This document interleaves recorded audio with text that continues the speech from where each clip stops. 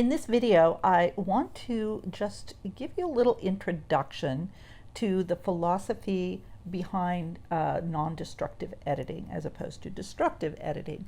There's a little history to that, and there's also a lot of strategy involved. But what I want to introduce you to now is why we're so obsessed with non-destructive editing in contemporary Photoshop practices, what we call best practices. Now, Photoshop is a very old program. As you know, it started in 1988, and a lot of different people have been doing the Winchester Mystery House on it, building it out in a million different directions to satisfy the needs of designers, photographers, and other people who are using this program.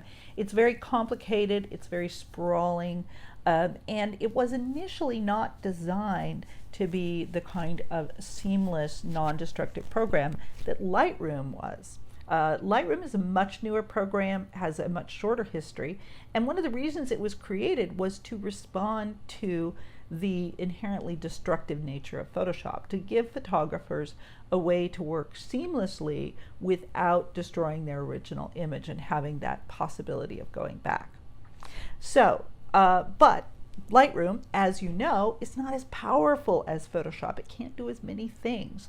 So what has happened in Photoshop is that we've developed a set of non-destructive best practices, and the Photoshop designers have gradually given us some really wonderful tools over the years so that we can work non-destructively.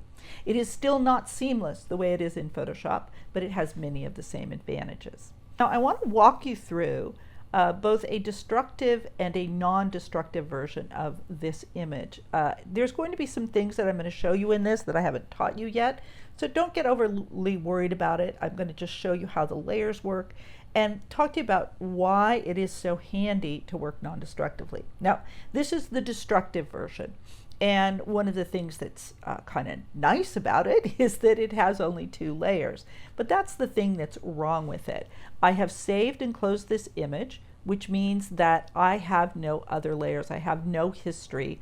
I do have this brush, which was an accident, but I have no other history that I can work with.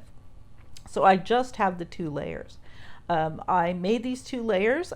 I do have 2 of them, which is cool. I started with this sky layer, which was originally just a straight photo of the sky. I solarized it, and then at a certain point I added grain over both images, so it has this grainy quality and it's solarized. And that's permanent. The pixels are permanently changed. I've saved it, so if I wanted to go back to the original sky, I couldn't. And I was deliberately super destructive. I didn't even keep an extra layer of the sky because that would be a little bit non-destructive. So I can't change this. If I don't like this, I'm going to have to throw that layer out, bring the new layer in, and start all over again. So a lot of this is about the waste of time and energy, but there's other things too. This is the second layer, and I also worked destructively on this layer. This was originally a photograph of my friend Steve in his childhood, and it had a background to it. I just selected and deleted that, and I just deleted the pixels. I didn't mask them, I just took them away, so they're never coming back within this image. And then I went ahead and did some healing tools. I took out some blemishes, I changed some other things about it. I did a whole bunch of adjustments using this adjustment area, and I worked right directly on the image. And of course, since I've saved it, I can't change any of those. I mean, I could come back in to grain or to another one of these areas that I used and try to shift it from there, but because the pixels are permanently changed, I can't really go back to the beginning. I can only modify what's present now. And as I modify it, I'm going to be changing and permanently changing and destroying even more pixels, so it will only get worse and worse. So even though I like this okay, if I wanted to change it, like get rid of this layer or unsolarize the sky or put the blemishes back in or any of those things, or take the grain away, I can't do it because it's permanently, the changes in here are permanent. Now, let me show you a different version. Now you can see right away it's a little different. I did the other one rather hurriedly to show you that version of it. This one was more carefully worked on. I've been adjusting this for a while. It's a demo image I've had for a year or so. But the first thing you notice is that there are an awful lot of layers, and there's more than you can even see. So I'm going to open up these folders. This, by the way, I'm just going to click that shut. This is something that I often keep in my files. I just keep the unseen layer, and this is usually backups of images, of the original images, just in case I want to bring them in and do something different with them. So I usually just keep them there, but click I click this closed. And notice that that's a folder, right? The folders are down here, and this is a wonderful organizational tool. In one of the discussions, someone asked me about that. They said, oh, keeping track of layers is hard. Folders can help you out with this. So the next one is the sky. There's just 2 layers in the sky. And you know, one thing I want to do right now to make this even more non-destructive is I'm going to copy this sky layer, and I can do that a few ways. I'm just going to do a Command J, make an extra copy, and drop it down into unseen and make sure that I have both of the original layers safe there. I'll leave this one here for convenience, but this is the one, so this was the original sky, and actually I'll go down all the way, and this is the solarized sky. Steve has a lot more layers on him, but notice that all the layers, including the adjustments, which we'll talk about next week, are masked. And I also have a couple of more advanced layers up here, things I'm not going to show you for a while, but which I wanted to show you are additional ways that you can work non-destructively. So here's what I like to do. And by the way, this is what I do when I look at all of your images, is I'm going to go ahead and just unclick everything. I'm going to start at the beginning and just look at this layer by layer by layer. So I'll start by bringing in the sky, and just so you can see where I started, I'll take this layer out. So what I did is I started with this sky, and in order to be non-destructive, I added a copy of it, and I solarized the copy using a filter, and it's up in the stylize. It's the solarized filter, and I went ahead and used that. I like that, but I kept the original sky around just to be sure if I changed my mind. There's another even more non-destructive way to do it that I'll introduce you to later. So that's the sky. I can click that on or off. I'm just going to leave it on for now. Then I came in and I added this photo of Steve in. Now let me come back here and go all the way back and just click this mask off. By the way, that's a Command Shift that allows you to just take a mask off. So this is where I started with this image. This was a photo. It has a little bit of a background. It's actually a photo of a photo. And all I did to get started was I added a mask, and I did it kind of diffused. So I just masked it out. I did not delete those pixels. That's very important. I didn't delete them. They're still there. And that is going to be one of the things I'll show you about how cool it is to have a non-destructive strategy. Okay, so I did that. And we'll come back to that layer in a second. And then I added a couple of adjustment layers. Now this is the non-destructive version. We're going to learn this in the next unit. This is the non-destructive way to do adjustments. So they come in as layers. And what's lovely about this is that, again, I can take these off if I decided I did not want to adjust the curves this way. And they're also clipped to this layer, so they're only affecting that and not the sky. Again, don't worry about that yet. I'm going to get into that as we go. And these also have layer masks on them, so they're not operating in the entire area. So if I take, for instance, this layer mask off and this layer mask off, you can see that I did those very selectively. This one is only operating in this tiny little slice just to bring up the curves, and this one is operating on the rest of this area.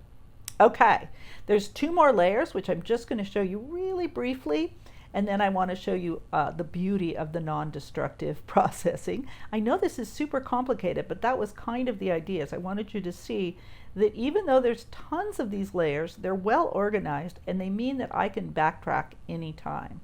So the next layer, which we will be learning about in a near future unit, is a touch-up layer.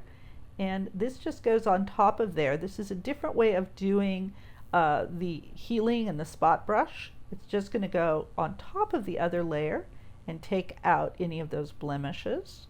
And then the next layer is where I added the grain. And this is a cool tool. There's a couple different ways to do this. I'm going to show you these, but this is a way that you can add a single layer that holds everything over the top and just add that grain. And by the way, I didn't have to add the grain totally evenly and heavy-handedly the way that I did before.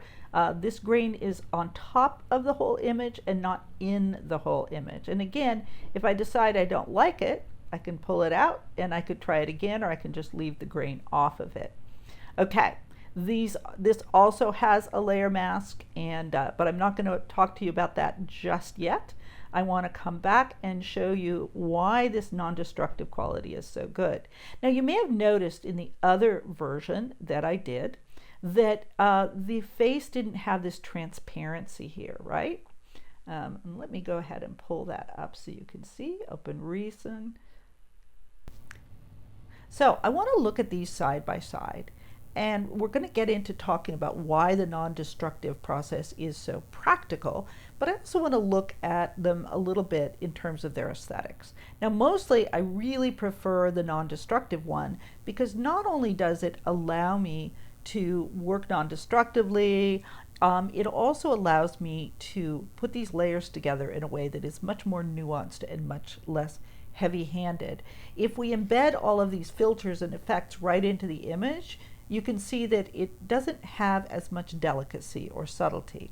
Now, I'm going to show you more about how that works in later modules, but for now, just notice how the grain is sort of flat over the whole thing.